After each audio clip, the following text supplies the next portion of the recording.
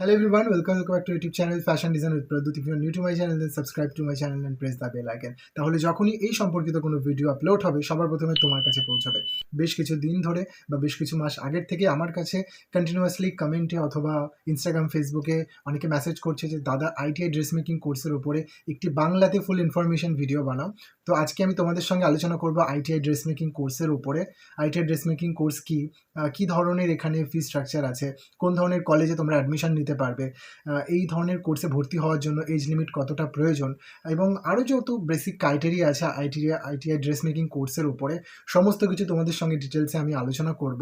এমনকি যেহেতু ITI dress making course আমি করেছি অনেক বছর আগে আমার সময়ে, তো সেই জন্যই আমার কাছে জিনিসটা আরও বেশি ক্লিয়ার এবং তোমাদেরকেও আমি খুব ভালোভাবে বোঝাতে পারবো জিনিসটার সম্পর্কে।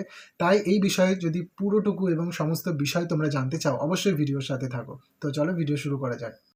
সবার প্রথমে আমরা জেনে নিই আইটিআই কি। আইটিআই শব্দের অর্থ হলো ইন্ডাস্ট্রিয়াল ট্রেনিং ইনস্টিটিউট। এবার আইটিআই তো বিভিন্ন রকমের ট্রেড হয়, অর্থাৎ কোর্স হয়, এখানে অনেকগুলো শাখা থাকে, যেরকম ইঞ্জিনিয়ারিংয়ের থাকে আর নন ইঞ্জিনিয়ারিংয়ের থাকে। ইঞ্জিনিয়ারিংয়ের মধ্যে তোমার সায়েন্সের যত সাবজেক্টস এই ধরনের বিষয়গুলোর ওপরে প্রবৃত্তি করে আইটিআই কোর্সগুলো হয়, এবং নন ইঞ্জিনিয়ারিংয়ে অনেক রকম ধরনের কোর্স দেখা যায়। এই অনেক রকম যতগুলো কোর্স আছে এই কোর্সগুলোর ভেতরে ড্রেস মেকিং কোর্স একটা, যেটার বিষয়ে আজকে আমি তোমাদের সঙ্গে কথা বলবো। আইটিআই ড্রেস মেকিং কোর্সকে তোমরা অথবা বলতে পারো ভোকেশনাল ট্রেনিং প্রোগ্রাম, যেটা শুধুমাত্র ফোকাস করা হয় ডেভেলপিং স্কিলসের ক্ষেত্রে স্টুডেন্টদের ওপরে, ছাত্রছাত্রীদের যেই স্কিলসগুলো থাকে ড্রেস মেকিংয়ের, অর্থাৎ কি প্যাটার্ন তৈরি করা, ড্রেস তৈরি করা, এটাই ড্রেস মেকিং কোর্সের কিন্তু মেইন একটি কাজ, যেটাকে তোমরা ট্রেলারিং কোর্সও বলতে পারো বাই আদার্স ওয়ার্ড। তো আইটিআই ড্রেস মেকিং কোর্সে সাধারণত 1 বছরের কোর্স তোমাদের আইটিআইয়ের তরফ থেকে প্রোভাইড করা হবে। এটি সাধারণত গভর্নমেন্ট কলেজ থেকেও তোমাদের প্রোভাইড করা হয় অথবা নন গভর্নমেন্ট কলেজ থেকেও তোমাদের প্রোভাইড করা হয়। তবে I will always suggested you কি সব সময় গভর্নমেন্ট কলেজেই তোমরা অ্যাডমিশন নেওয়ার চেষ্টা করো। এখানে তোমরা অনেক রকম সুযোগ সুবিধা পাবে। এবার যে 1 বছরের কোর্সগুলো আছে সেখানে কিন্তু বেসিক কোনো এজ লিমিট হয় না। যদি আমি আপার এজ লিমিটের কথা বলি তাহলে তুমি যদি 50 বছরেও হও অথবা যারা আছে তার থেকেও বেশি বছরের, তারাও কিন্তু এই কোর্সে অ্যাডমিশন নিতে পারবে। কিন্তু ম্যাক্সিমাম যে এজ লিমিট আছে আইটিআই কোর্সে ভর্তি হওয়ার জন্য সেটা কিন্তু 14 বছর পর্যন্ত। 14 বছরের পরে তোমরা আইটিআই কোর্সে ভর্তি হতে পারবে। এরপরে জেনে নিই চলো এলিজিবিলিটি ক্রাইটেরিয়া। এখানে তোমরা ট্রেড যদি হিসেব করো, আইটিআই ট্রেডগুলো হয় সেখানে এম অথবা ই দুই ধরনের কিন্তু ট্রেড থাকে। এবার এম ট্রেডে তোমাদের যদি ভর্তি হতে চাও তোমরা আইটিআই কোর্সগুলোতে, সেখানে কিন্তু তোমাদের 10th পাস হওয়াটা প্রয়োজন। কিন্তু ই ট্রেড গ্রুপের যতগুলো কোর্স আছে সেখানে কিন্তু তোমরা 8 পাশেও কিন্তু তোমাদের আইটিআই অ্যাডমিশন হয়ে যাবে। এবার বেশ কিছু আইটিআইয়ের ক্ষেত্রে কিন্তু এটি নির্ভর করে, অথবা তোমরা কখনো তোমরা 8 পাস সার্টিফিকেট দিয়েও আইটিআই ভর্তি হতে পারো, কখনো তোমরা 10th পাসের সার্টিফিকেট দিয়েও আইটিআই ভর্তি হতে পারো।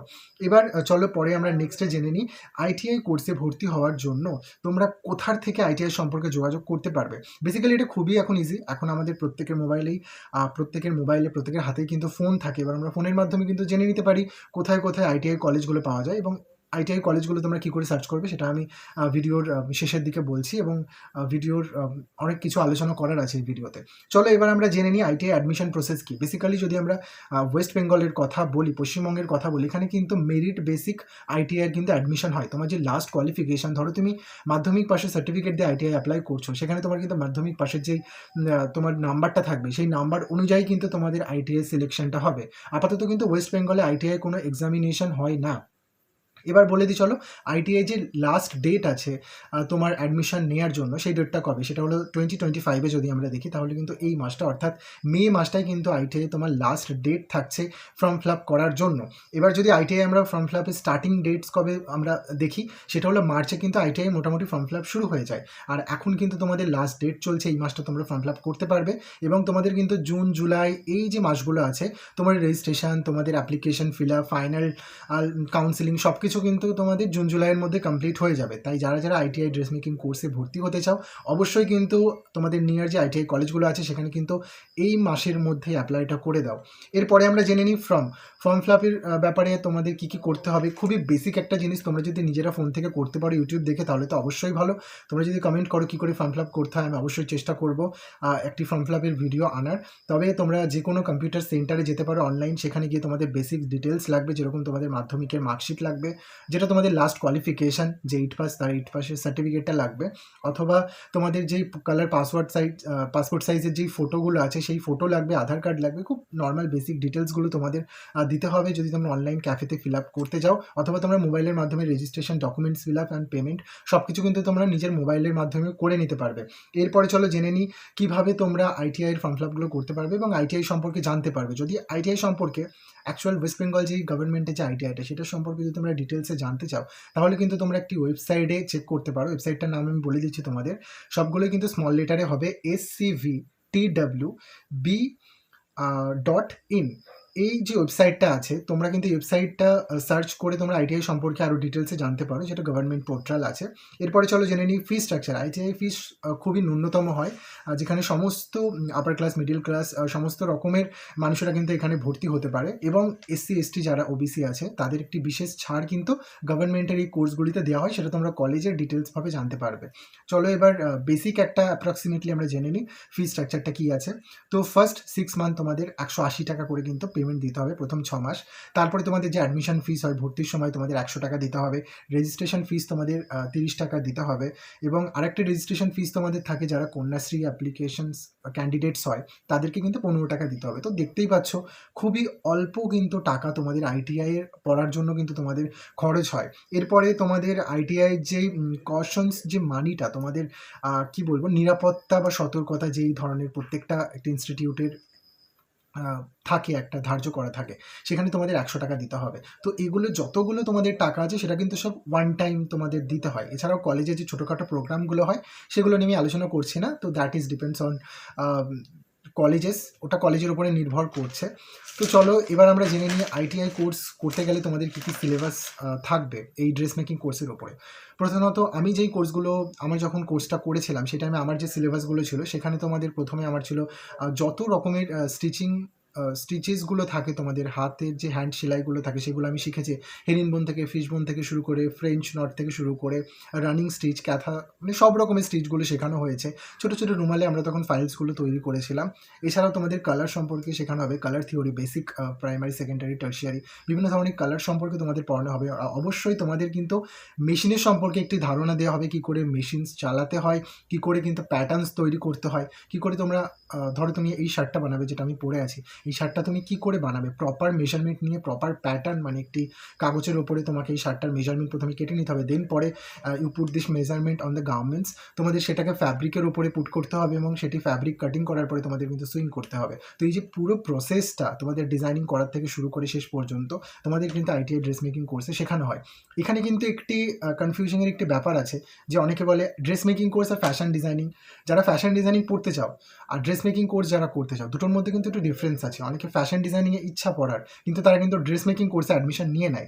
এটা কিন্তু একটু ভুল হচ্ছে তোমাদের, কারণ দুটো কোর্স কিন্তু আলাদা। Dress making basically only focus about all the sewing technology and sewing details, কী করে সেলাই করতে হয়, তো all about the tailoring, type of tailoring course. আর fashion designing totally are the difference profession, তো এটা একদমই ডিফারেন্ট একটা জিনিস।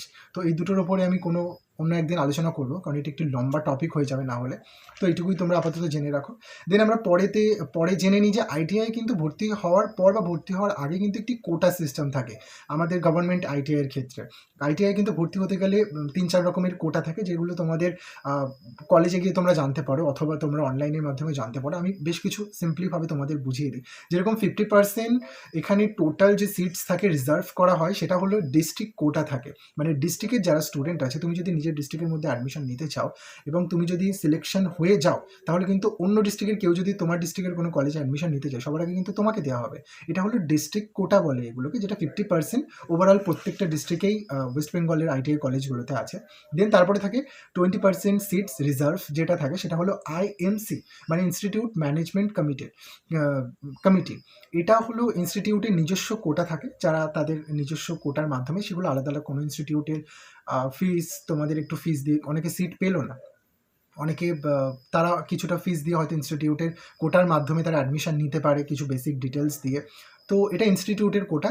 এই কোটার মাধ্যমে কী হয়, তুমি ফর্ম ফিল আপটা জাস্ট করে দিলে আইটিআই, আর আইটিআইয়ের যে কোনো ইনস্টিটিউট বা যে কোনো কলেজে গিয়ে গভর্নমেন্ট তোমার যদি মনে হয় যে তুমি ভর্তি হতে চাও, সেখানে গিয়ে ডিরেক্ট তুমি ইনস্টিটিউট কোটার সম্পর্কে কিন্তু জিজ্ঞেস করতে পারো। এটা খুবই একটা ইজি টেকনিক এবং ইজি পদ্ধতি আইটিআইয়ে তুমি যদি এই কোটার মাধ্যমে ভর্তি হতে চাও। দেন তারপরে আছে 20% যারা ভোকেশনাল ট্রেনিং সেন্টারে অর্থাৎ VTCS এই সেন্টার এই কোর্সটার থেকে পাস আউট, তাদের জন্য কিন্তু 20% সিটস থাকে যারা আইটিআই এই ধরনের কোর্স থেকে কমপ্লিট করেছে। তো এই ধরনের বেশ কিছু কিন্তু কোটা আইটিআই তোমাদের দেখা যাবে এবং এগুলো কিন্তু তোমাদের ফলো করতে হবে। দেন তারপরে আমরা চলে আসি আইটিআই কলেজের লিস্ট। পশ্চিমবঙ্গে কিন্তু প্রচুর আইটিআই কলেজেস আছে এবং ম্যাক্সিমাম স্টুডেন্টদের কিন্তু এইটাই সব থেকে বড় কিন্তু এটি কনফিউজ থাকে যে দাদা কোন আইটিআই কলেজ কোথায়, আমি তো জানি না, সেটা কি করে খোঁজ পাবো। হ্যাঁ, তার জন্য আমার কাছে সলিউশন আছে।